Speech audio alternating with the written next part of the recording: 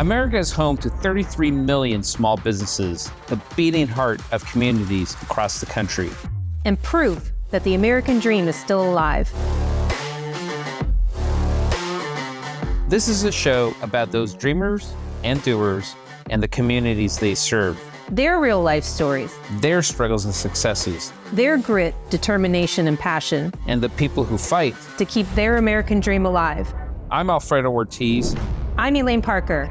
And it's time for another episode of Main Street Matters, America's small business megaphone. Hello, and welcome to another episode of Main Street Matters, America's small business megaphone. I'm Jordan Bruneau, Vice President of Job Creators Network. Please subscribe to the show at SalemPodcastNetwork.com or wherever you get your podcasts. Today, we're joined by David Bahnsen, the founder of the Bahnsen Group, a national private wealth management firm that manages over $6.2 billion in client assets. He is consistently named one of the top financial advisors in America by Barron's, Forbes, and the Financial Times. He hosts the popular weekly podcast Capital Record and writes daily investment commentary and weekly macro commentary at the Dividend Cafe website. He's authored a number of books, including his latest, Full-Time Work and the Meaning of Life, which is available now, and we're excited to have him on to talk about. Welcome, David. Well, thank you so much for having me. Great to be with you. So tell us a little bit about your book, Full-Time. Well, it's essentially, at the most high level, it's a case for a high and elevated view of work and the dignity of work. And in a lot of ways, people could say, why is that necessary? We all view work as a very positive thing. I don't know that all of us do. And I think that in both faith circles and in public policy and in the culture at large, there is downward pressure on the value of work that has been kind of leaking into society for a long time. And at the COVID moment, I think we saw a lot of that accelerated. There was a sort of acceptability to the idea of the optionality of work. There has been for some time. Others have done a much better job than I. Nick Eberstadt comes to mind at documenting the sociological reality, particularly of young able-bodied men who are seeing work increasingly as either a necessary evil or even a non-option. I think that this goes beyond, though, just young men. I do pick on young men quite a bit in the book, but I don't limit those concerns and critiques and cultural commentary to 25 to 35-year-olds. I think even the baby boomers, who were arguably the hardest working generation in human history, that it would be very difficult to critique their contribution to the production of goods and services. They were, by all objective measures, the most productive working generation in human history. But they did introduce this concept called retirement and entered the workforce with it in mind, where prior to that, no such thing had ever existed. And I think that the mentality that the retirement culture has created is that we work for the purpose of not having to work anymore. And I think that whether that is being applied to boomers that are desperate to get out of the workforce or Gen Xers that have sort of a midlife identity crisis about the value of what they spent their life doing, or millennials and Gen Zers who have entered the workforce with a negative view on it. In the Gen Zers case, trying to restore the negative view that their millennial predecessors had by imposing some kind of missional value, like, well, work is meaningless, but I'll do it if there's going to be some kind of cause du jour associated with it. I think all of these things are different manifestations of a problem that starts with an inadequate view of work and what it means for the human person. And that's why I wrote the book. Right. So you talk a lot about in the book about it's not just work. I guess this is my question. Is it work for work's sake, or is it work to have a greater purpose and have a meaning of life? Well, so there's some semantics in there that need to be unpacked, because I think it's a very important question. Is it work for work's sake, meaning work for a paycheck's sake? Right. Two things are true at once. I do not believe that one should work for a paycheck, and I do believe one will not get a paycheck if they don't work. right? So there is a pragmatic reality, but unfortunately, reducing work to the mere instrumentation of a paycheck is never going to animate people into liking their jobs. It's going to make them resent their jobs. And yet there's a basic human responsibility that, those that are content to live on mom and dad's couch, those who are content to live off a social safety net, I would far rather they go work for a paycheck. But no, I don't think that the kind of ontological argument I'm making, meaning that the being of humanity was created to produce. And so work for a paycheck, work to become charitable and to become someone of means who can do other extracurricular activities that bring value to society, philanthropy and whatnot, and work for status, to say, I will be able to employ people. I will be able to be respected by society. I think all of those things are pragmatic and tangential benefits to work, but none of them are the essence of work. That the reason one works is that in the actual work, they are transitively moving an activity from themselves, the worker, the human person who has value, who was made with purpose to be useful, and they are extending that value towards an object, which is other people being served by the goods and services. And that when we put widgets in a box, we are not merely putting widgets in a box, that there is an end user who benefits from the widget, sometimes profoundly so.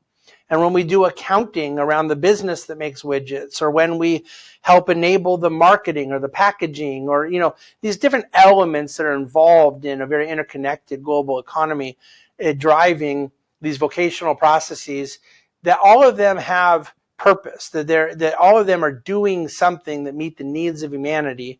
And the beauty of a market economy, the beauty of division of labor, the beauty of specialization is that one has the ability to bring a lot of passions and skills and unique individuality to that process. And so there's something in it for the poet and the designer and the educator. It's not limited to just having to be in a factory or the family farm forever and ever. Not that there's anything wrong with those things, but there's a lot of optionality. Right. I think that we need to embrace that. But I'm losing that argument right now, and that's why I wrote the book, because I don't intend to lose it. Good for you. Ayn Rand argued, as far as I understand it, that work is an inherent part of human nature because plants can survive just through sitting there through the sun by being passive. Animals have an instinct to hunt and to kill.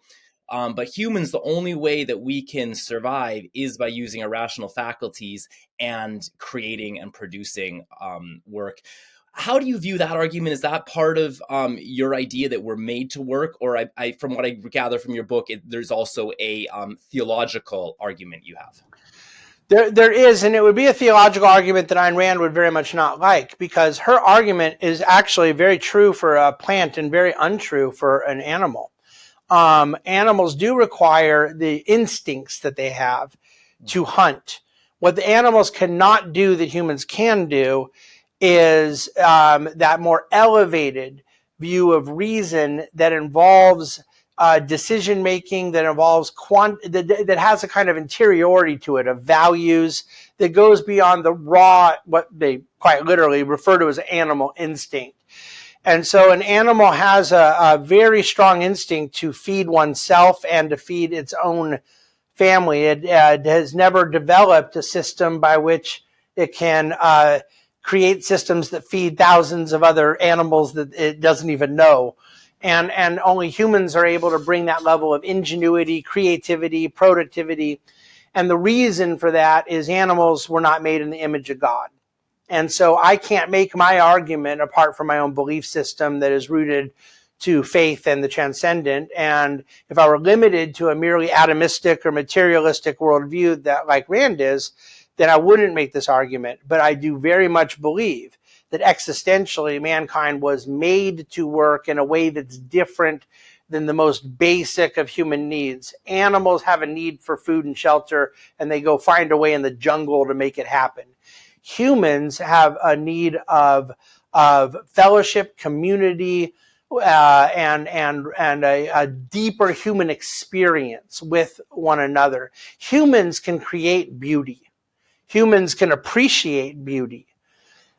This is unique to humans because we have souls that can never die. And I think that these kind of spiritual realities and deeper insights about the human person separate our work efforts from what the work efforts of the animal kingdom would be. Now, again, Rand would agree with the conclusion that there's a difference, but not the premises behind that. And that's why I think it's so important for me as a man of faith to root my argument to creational norms, because apart from these creational norms, I do not believe what I believe. Got it. So I've seen two trends for the decline of work. Number one is a generational difference, millennials and Gen Z. And then the other is the big impact of COVID, people working from home. But I can't really explain either of them. What do you see as the reason for the decline of importance of work? Well, back to my point about the boomers, let's put it in a little historical context. The average life expectancy, the baby boomers were born between 1946 and 1964, which means that they were entering the workforce sometime between 1970 and 1985.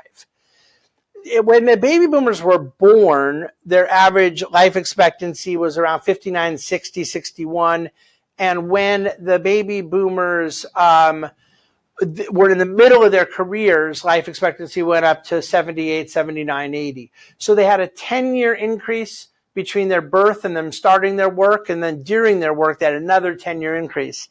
So the reason I bring that up is that if I'm correct, that a lot of our declining view of the value of work began with this quote unquote retirement mentality. A lot of it was born out of a wonderful thing, which was extended mortality. There was no retirement mentality prior to that because the retirement plan was to die. Now you were blessed with two things: the mortality extended 10 and then 10 years, and the prosperity. There were actual people who could accumulate enough money with IRAs and 401ks and pension funds that it was even on the table. It was even possible that somebody in the 1960s might start thinking about, oh, I may leave my job in the future at IBM or General Motors and get a pension and have, some form of ability to sustain myself for 20, 25 years. Not merely, what initially Social Security was started for, was for people in the very late years of life to have a couple of years of sustenance, not be destitute. All of a sudden now this vision, and Madison Avenue ran with this, of marketing a vision of a 20-year vacation to end one's life. So they're already, once the 1960s happened and there was a just ongoing throughout 20th century, this is a much broader subject that I'm consolidating into 10 seconds, which ought to take, 10 hours of lectures. But the increasing modernism and postmodernism and secular humanism of the 20th century in American life was already separating America from its at least kind of Puritan heritage of a high view of work, its Protestant work ethic, if you will. There was a lot of that embedded in the American ethos, but America still had a very hard work ethic, even if it had been separated from a lot of the religiosity behind it. It was in the DNA. Aspirational society, entrepreneurialism, risk-taking. These were very celebrated things, and thank God they largely still are. But I think that decline in viewing work as this element where people have a lot of expression, a lot of achievement, that there's a lot of dignity, that one does not have to feel that they're just a cog in the machine, that they are doing something and they can feel good about the fact that they can be useful to others and feel good about that. I think that once you embed a more atomistic view of the human experience, and once you candidly walk away from some sort of purpose around the work and other than your own desire to get to a point of material comfort where you don't do anything anymore, it's very hard to sustain it. And that's where I think the millennials were extremely productive at just running with the implied ideology of the boomers, but just being very consistent. Like, if you don't care about your work at age 58, I don't care about it at age 28. And so then you started getting, and keep in mind, society was living longer still and getting richer. So now you had more ability to start saying things like, I want a yoga class in the middle of the afternoon, and we want more breaks and more amenities and kind of codified around certain work-life balance coddling of people, as opposed to celebrating the productive, useful activity of work. Mm-hmm. Yeah, I mean, there's a lot there. I guess I'd love to take it in two directions. On the one hand, we have the subset of population that I think every rational person is concerned about, and that's that group of 20-year-olds and now even they're into their 30s, mostly men, as you mentioned in your book, who are spending too much time playing video games. That failure to launch, I think, is the is the euphemism. There's an article in Wall Street Journal today about how Elon Musk is inspiring some of these men with idea of trying to find a purpose. What are your prescriptions to help this subset of society get into work? What are the things I would do to help get them into work? Yeah, so either is it a policy aspect, or is it a spiritual decline, or what do you think needs to be done? Yeah, no, I do think that there will be a role for public policy down the line, but it's sort of a little bit cart before horse, in the sense that there's nothing public policy can do to solve the cultural moment that views work as a drag, that views work as meaningless. And also the larger problem on the other side, that is willing to tolerate worklessness. And so the fact of the matter is that culturally, there's no shame in not working anymore. Right. And that has to change. And it's not a very popular thing for me to say, and it's also very easily misconstrued. So I do my best to not allow myself to be misconstrued, but I recognize it's going to happen anyways. I do think that it should not be socially acceptable for someone to fail to launch. Mm-hmm. There's need for compassion. There's need for mentorship.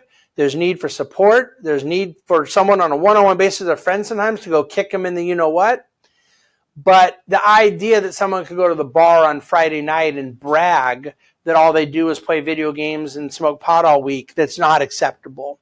And that's been a tremendous paradigm shift in our country in very recent history. And so the failure to launch dynamic is, first of all, I can't describe it apart from the decline in American spirituality. That is a huge part of it. There is a faith component. It's one of the reasons my book is largely written at pleading with churches to actually join the cause of preaching this message. Too many churches will tell the people that their work is just a means to an end. It's not that important. You got to do it, but let's really focus on more important things in life. I think churches need to stop that message and really celebrate the underlying importance of work. So where does public policy fit in? Mostly in resistance. UBI, Universal Basic Income, 32-hour work week. There are plans to that kind of want to lean into it, and it's not merely policy. It's ideology. It's rooted in the belief. Bernie Sanders was extremely helpful on this. In advocating for 32-hour work week, he said the reason is we know people are happiest when they're in their leisure and recreation, and we need to do what we can do to get them into a happy zone more. It seems to me pretty credible and acceptable if the premise were correct. The premise isn't correct. People are not happiest when they are merely consuming or passively participating in some of these pleasures of life. They are happiest when they are producing and creating. And this is evident throughout the culture when people get a chance to do something with their lives. And when you look at the people that have been so disadvantaged, and folks that come out of the prison system, folks, disabled veterans that need to feel a purpose, a usefulness, an activity. And when they find it, they can have very healthy lives. And when certain people, which by the way, the COVID moment is so shameful for our country, because in the 26 months of extended federal unemployment subsidy to states to expand unemployment benefits, they taught a lot of people how to be unemployed. And people say to me all the time, there's 3.3 million men not in the workforce that are able-bodied between 25 and 35. What are they doing? And they act like there's supposed to be some explanation of they won the lottery or they sold their Bitcoin or mom and dad left them some money. None of those things are true. I mean, there's a case here and there. There's obviously a few wealthy trust fund kids that are 28 out there. There ain't 3.3 million of them. The answer is they learn how to do it. They learn how to kind of get by on certain social safety net here and there, programs here, transfer payments, mom and dad there, low overhead, a disability check. They learn how to game the system. And that's the problem, is it used to be it was shameful. A girl wouldn't want to date you like that. A friend would want to hang out with you like that. That's not there right now. It has to change. Interesting. Yeah, I mean, I definitely agree with that point that pride coming through work is much more fulfilling in a deep way than just pure consumption. But yeah. I guess my hard hitting question that I'd love your thoughts on is that other side. And let's get back to that yoga analogy of yours. As far as I remember, John Maynard Keynes said that by this time we would be working far, far less. Productivity would allow us to work a quarter. He predicted we'd be working a quarter of what we were doing. Don't you think that we're a productive enough society now and a wealthy enough society where people can choose to work a 4 or 6 hour day and take a 2 hour lunch to go do a yoga class, get out early and help with the family and still make enough to support their family? Well, the answer is, first of all, I don't. On a micro basis, if the way a national economy worked is that you could take the aggregate productivity of 330 million people and divide it by 330 million, then certainly that's true. But where there is private property, where there is a P&L, where there is accountability that is localized, that total prosperity is generally going to be distributed meritocratically. And so the fact that I can work 18 hours and build up something bigger, and then if I were splitting it with another guy, there's only 2 of us on the desert island, he works 6 hours, and that when you blend the 2 together, you're going to get 12 hours of fruit from the combined effort.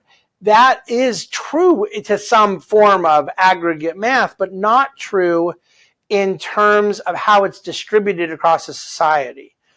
And by the way, I have no problem with someone that has the ability in the day-to-day responsibilities of having margin throughout their day. And I'm talking about people that are newly entering the workforce that haven't ever accomplished anything, that are brand new in the workforce, and that they believe they're going to learn the expertise, the nuances, that they're going to develop and hone the skills while asking for these sort of daycare-like privileges at a young stage of their career. I think it's infantilizing. I think it's embarrassing. And to the extent someone has really carved out a niche and is able to kind of create their own sort of set of privileges in their own existence, obviously I have no problem with it. I'm all for it. I'm talking about an entitlement mentality. And I criticize in the book people leading an interview like you've never had a job and you're asking about work-life balance. And not only do I think that speaks to a very unsustainable mentality and a very bad idea pragmatically in an employer-employee dynamic, but it also, the nomenclature itself, work-life balance, is deeply flawed. You don't balance something with something that is a part of it. We don't talk about marriage life balance. We don't talk about health life balance. A part of a good life is being healthy. A part of a good life is marriage, kids. It pits work against life. That's why that language is used, because it is an implicit acceptance of an adversarial relationship between work and life. and I categorically accept those terms of engagement. I categorically reject those terms of engagement.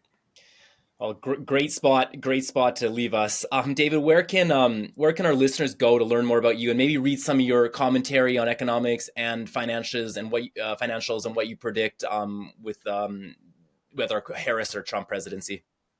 Sure. So my weekly investment writing, totally free, dividendcafe.com, dividendcafe.com. I do a weekly investment commentary there, and all things politics, culture, economics, but very focused on the markets and the economy, and then more on this book at fulltimebook.com, fulltimebook.com. Got it. Thank you, David, very much for taking the time to join us on Main Street Matters, America's small business megaphone. And thank you all for taking the time to listen. Main Street Matters is part of the Salem Podcast Network. New episodes debut every Wednesday and Friday. Please subscribe at salempodcastnetwork.com or wherever you get your podcasts, and we'll be back again soon.